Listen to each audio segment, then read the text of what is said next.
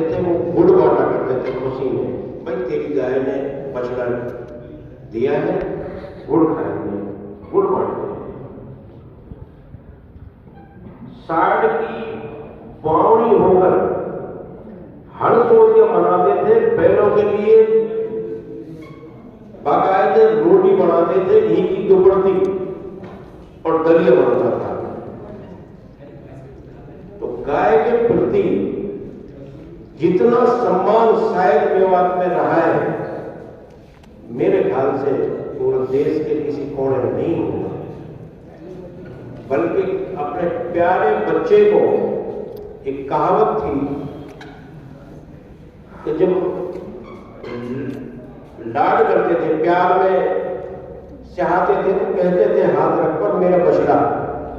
इससे अंदाजा लगता है कि बछड़े की वैल्यू, बछड़े की कीमत हमारे यहां इंसानों के दिल में कितनी थी।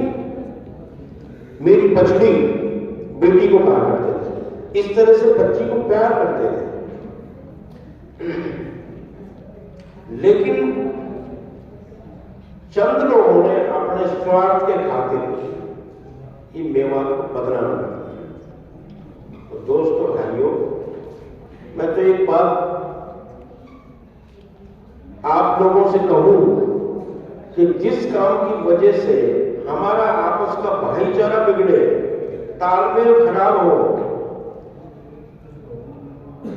और जिस गाय के लिए अल्लाह के नबी ने भी कितनी तारीफ की हो कि इसके दूध और घी में शिफा है और इसका ज्यादा गोश्त नुकसानदायक है, तो बात मेरे ख्याल से कुछ रह नहीं जाती। चंद आदमियों को बहकाल में आकर अपना तालमेल बिगाड़ना, सरकार के साथ दूरी करना और भाईचारे में दूरी करना कोई अकल की बात नहीं है। हाथ जोड़े के वास्ते सिर्फ मैं ये अपील करूं कि वैसे तो आप लोगों की दुआओं की बरकत से मेवात में गोकसी का काम बहुत कम हो गया है, बहुत कम। लेकिन इसको जीरो पर लाया तब आप लोगों का सीना चौड़ा हो, आप लोगों की गर्दन ऊंची हो, पूरे देश में ये बता सके कि मेवात की धरती है। और इस बात को कहने में भी क्या दिक्कत है हमें कि ब्रज में आदि मेवात तो ब्रज में आती है भाई, आदि मेवात तो ब्रज की धरती है। और जिस धरती में श्री कृष्ण जी ने गाय चराई हो, उस धरती पर ये कलंक मिट जाए, ये आप लोगों की बहुत बड़ी एक गौरव की बात है। तो खुदा के वास्ते ये थोड़ा बहुत जो काम घिनौना चल रहा है, इसको बिल्कुल जीरो कर दिया, बिल्कुल खत्म कर दो।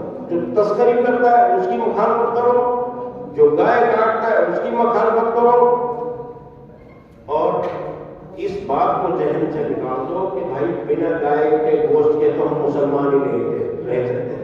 ये चंद आदमियों ने ये बकवास आपके कानून में डाली है, ये एकदम घिनौनी बात है। इस बात का शरीयत से कोई मेल नहीं है, इस बात का इंसानियत से कोई मेल नहीं है, इस बात का सरकार से कोई मेल नहीं है। तो मैं ज्यादा समय ना लेकर के, मैंने कहा मैं गाय के विषय पर सिर्फ बोलूंगा क्योंकि वक्ता और भी बैठे हैं। एक बार फिर अपने भाइयों से मैं अपील करूं कि खुदा के वास्ते ये मेवात की शान को बढ़ाने के लिए ये काम बंद कर। तो भाई किसी भाई को मेरी बात बुरी लगती हो तो मुझे माफ करना। अस्सलाम वालेकुम।